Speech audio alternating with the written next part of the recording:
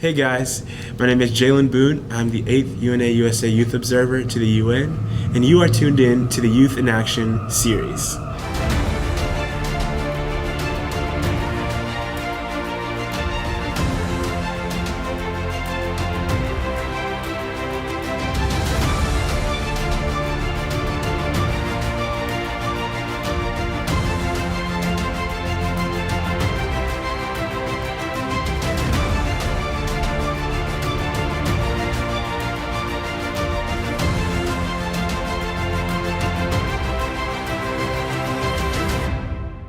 We're highlighting students from across the United States who are working on the SDGs in their local communities.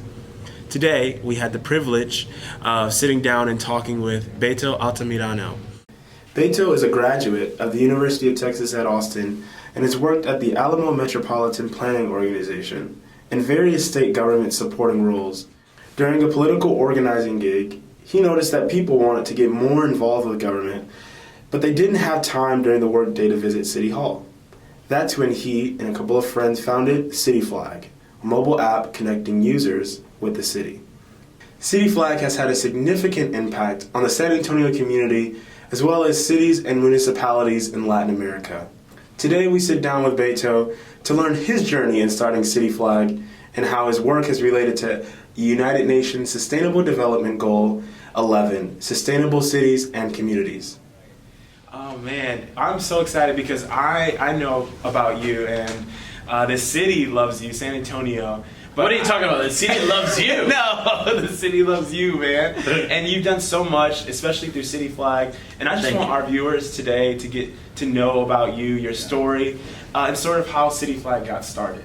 I mean, first of all, I'm very excited to be here on this channel. I think what you guys are doing is important, right? I think we need to inspire the youth into get more involved in their communities, right? What we do at Cityflag, it's enabling the communication between citizens, residents, right, and government. How did that came about, right? I mean, how did that started? So I spent time working in the public sector. I was working for the White House and the U.S. Senate, and there I saw how people had challenges when communicating with their government, right? And so I decided, to do something about it, right? And that's what I urge, young people, right? I urge young people to actually get involved in their communities, right? To do something about a particular problem that they see, right? There's always solutions, in the horizon, right? And for us, was building a technology platform that allowed that communication. And fast forward today, we launched in San Antonio and many cities in Texas, and in Mexico as well, in Mexico City. And in San Antonio, we have over 25,000 users that have generated close to 60,000 requests. I mean, and these city requests are relating to infrastructure, such as potholes, graffiti, vandalism, anything that makes, the city work, right? Yeah. And when we talk about the UN, we talk about sustainability, right? Mm-hmm. In cities. And so for us, it's very important to build, that future of the city. How does that look like, right? Yeah. So I think that digital communication is one medium, one solution to the problem. So that's what we're doing with Cityflag. Yeah, no, and it's been amazing to watch how it implements here in San Antonio and how much it's helping to solve a lot of the minor issues that we experience every day. Yeah. Can you talk a little bit about how there are a lot of young people who are working on issues in their community and they don't feel like, they're Greta Thunberg or, they're not working on anything big. Yeah. But it's those little things that they can take care of. Can you talk a little bit about, what young people can do and talk about the value of what they're doing to be able to promote, action in their local communities? So when you look at, how the youth can get involved, there's many ways, right? In the 1990s, the internet gave us the ability to, create content, right? You had the boom of the dot-coms, and but in the 2000s and so on, right? The internet now is giving us the ability to create influence, right? And we see it in many forms, right? That's why you have young people, stepping up, because now they can organize, through online mediums to, enact action, right? Mm-hmm. But what I often tell, young people is to not just create this noise and this influence online, but to, use that medium, right, and then step into the IRL, in real life scenario, to actually enact change. Yeah. So all that noise, all those debates that go on, on Twitter, Facebook, because you believe in your point of view, in your opinion, in your perspective, well, take that passion that you have, for, really getting your point across on the internet, but take it to in the IRL, in real life, right? Wow. And so I think that's the philosophy that I have, right? Is that if you want to do something, get started somewhere, right? There's many opportunities. It's not just about building a startup or a nonprofit. You can get involved, at an early stage as a student in a nonprofit or a startup and learn how they are stimulating their environment, right?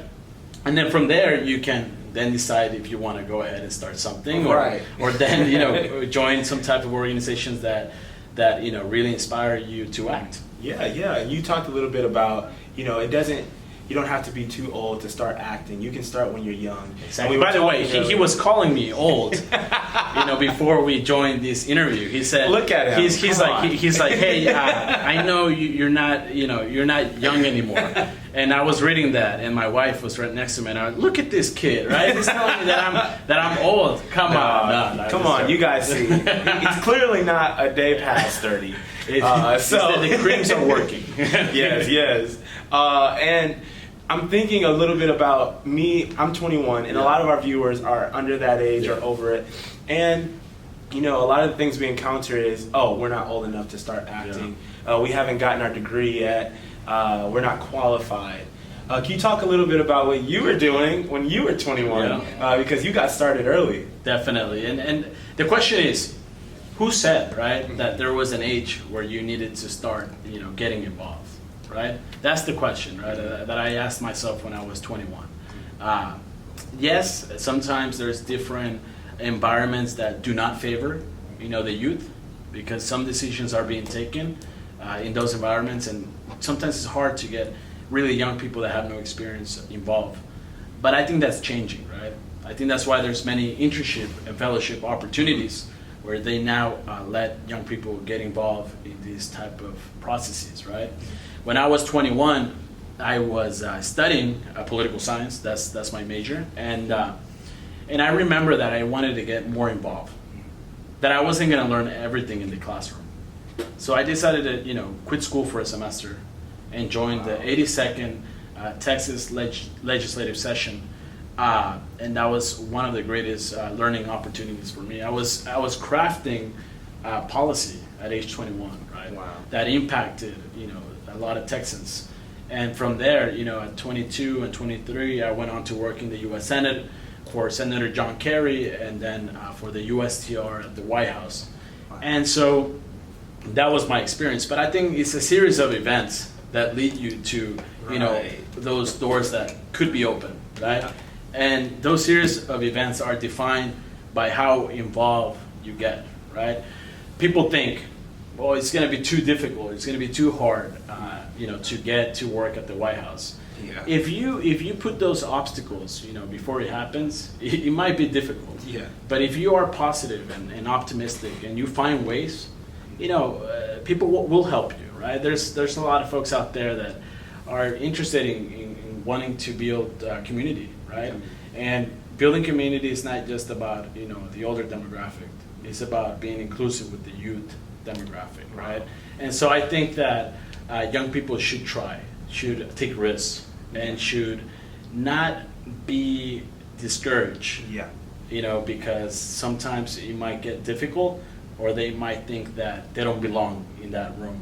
I think you are a perfect example, right? Being the UN Youth Observer. Why did they start that position? Because they wanted to have a youth representative in this process, right? And so I think that's a perfect example of how young people can get involved. Okay, so obviously you've done quite a lot, and you're starting to take action locally, and a lot of these things are starting to branch out and go global. Like you said, Cityflag is not only here, but it's also in Latin America. And when we talk about expansion of our work and what we're doing locally, the UN has this agenda and it's to be reached by 2030, and it's the Sustainable Development Goals. Yep. And a lot of those goals we see, also framed as the global goals, students can sometimes feel like, man, it's the global goals. So why does it matter what I'm doing inside of the city? But there's some commentary on, if we're gonna make them global, we have to first start local. Yeah. And so how do you see Cityflag's work growing to become more global over the next few years? That's a great question, Jalen. So, for us, there's one goal specifically about the UN goals for reaching sustainability that is very, very attractive to us at Cityflag, which is the 11th, building sustainable cities and settlements, right? Mm-hmm. Why is that goal important to us? Because that's the work that we're doing at Cityflag, right? Our vision is to improve the quality of lives in communities, right? Not just cities, all communities. And so when you think about that specific goal, you have to understand that by 2050, 70% of the population is going to live in cities. So there's a shift in demographics in how rural environments will not be saturated with people. Those people are moving into urban cores. Yeah, so when you look at that, you have to realize that there's going to be many urban challenges in the next 30, 40 years, right? So how do we solve those issues? That's some of the questions that we ask at Cityflag, right? Yeah. And it's not just city leaders trying to solve these issues, like elected officials or nonprofit leaders to, be or have the responsibility in fixing these issues. It's also, I think, of the community, right? And in that community, you have entrepreneurs, you have scientists, you have teachers, educators, you have all kinds of folks that built the core of a community, right? And I think it's the responsibility of every single actor in that community to contribute to those UN goals, right?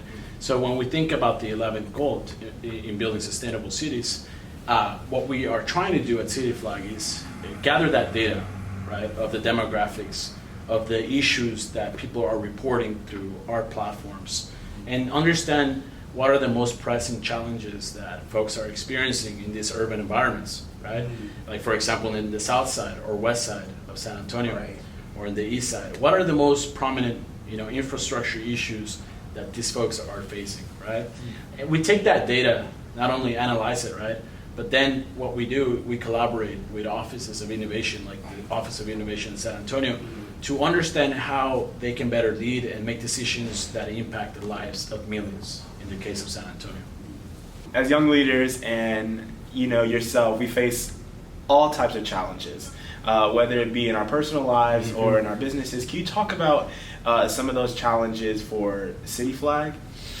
There's so many challenges, right? I think it's important to tell those challenges, right? I think many times we see entrepreneurs or people that are in the public eye, have a very successful story being told. But behind that success or behind their impact, there's a lot of failure, right? I think I failed more than I've actually won, right? Wow. And that's the reality for I think a lot of successful people that are in the business of, building companies or foundations, or that are in politics or in the film industry, right? Is not easy, right? And I think personally, I have a couple of stories, and I usually tell my stories because if I don't tell that story, then someone else is going to tell my story, right? Right. And I think it goes beyond just the challenges that I experienced, when I was starting the company. When I was 18 years old, I got a call from my father telling me that he was not gonna make it home that night or any other night, but that I just still believe in making a change in my community. He was being deported. He got deported. He got his visa removed, and I was 18 years old. Right? I tell this story a lot. I didn't. I used to be shy about it when I was your age, when I was 21. Because I felt maybe ashamed or maybe that I shouldn't tell these stories. And that's the problem that I see with Latinos, for example, that we are afraid to be vulnerable, right? And also with the black community. And we shouldn't do that, right? We should tell our stories because that's how we're going to inspire action. That was the greatest challenge that I faced, in my youth. But that also drove me to start a company because I got involved in the policy and the law. Like I mentioned, I was working for the U.S. Senate and the White House because, getting there was a journey of trying to discover why the policy would work a certain way, right? And although that was a challenge that I faced in my personal life, I was able to turn, this adversity into an opportunity and went on to build Cityflag. So that was one personal challenge. Another professional challenge was when building Cityflag, when getting started, we couldn't really find the right engineering group. Wow.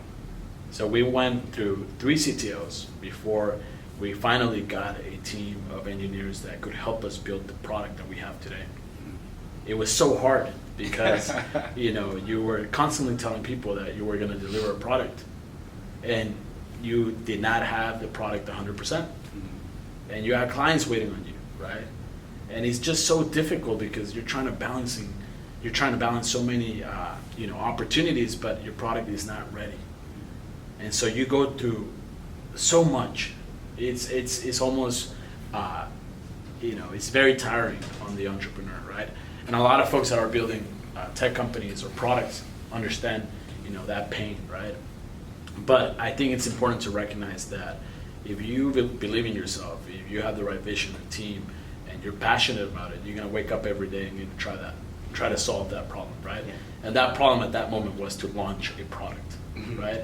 And we made it a reality because we were disciplined, consistent, and we never gave up. Although it was like we were so close to giving up at times, we're just like, no, we're not gonna give up, right? Yeah. And so we did not. And fast forward today, now we're working with many clients in Texas, and now working with the U.S. Air Force. And the product keeps growing, right? So I shared my personal challenge and my professional challenge, and I think those are 2 challenges that I think people can relate with, right? Yeah. Because I think it's about telling the story of us, right? The story of us is with the audience, and whoever is giving or telling that story, right? And that's when you build common, consensus, right? Yeah. And I think we all have personal struggles that we go through, right? But it's how we overcome those personal struggles that we become, better human beings. Wow. So can you talk a little bit about the impact Cityflag has had and sort of what the future holds for the company? Yeah. So I when I think of the impact that we've had in just 2 years, there's so many different avenues that I can talk about. But immediately, like instead of focusing on vanity KPIs, I'll focus on the impact that the platform has created. In San Antonio, you have thousands of requests by the public, and requests are in the form of you want to report a pothole, graffiti, vandalism, stray animal, broken sidewalk, you name it.